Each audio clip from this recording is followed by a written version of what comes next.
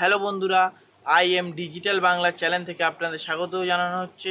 আপনাদের আজকে ভিডিও হচ্ছে যে আপনাদের ভিভো মোবাইলে ট্যাগ ব্যাক হয়ে গেলে আপনারা সেটি কিভাবে সলভ করবেন। চলো আপনারা দেখে নিন।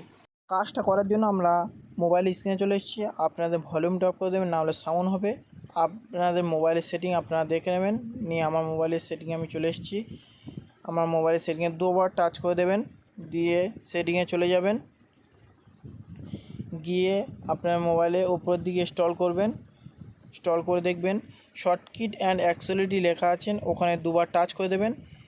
দিয়ে উপরের দিকে ফের দুটো আঙুল দিয়ে স্ক্রল করবেন, অ্যাক্সেসরিজ লেখা আছেন দেখতে পাচ্ছেন আপনারা, ওখানে দুবার টাচ করে দেবেন। দিয়ে তারপর দেখতে পাচ্ছেন আপনারা নিচে, তার নিচে দেখতে পাচ্ছেন ট্যাগ ব্যাক লেখা আছে, আপনারা ওখানে দুবার টাচ করে দেবেন। তারপর দেখতে পাচ্ছেন আপনারা ইউজ ট্যাগ ব্যাক লেখা আছে, ওর উপর দুবার টাচ করে দেবেন। তারপরে স্টপ লেখা আছে, ওখানে দুবার টাচ করে দেবেন। দিয়ে দেখবেন স্টপ হয়ে গেছে, আপনারা যেমনটা স্ক্রিনে দেখতে পাচ্ছেন। আর এই রকম আরও ভিডিও পেতে আই এম ডিজিটাল বাংলা চ্যানেলটি সাবস্ক্রাইব করে দিন।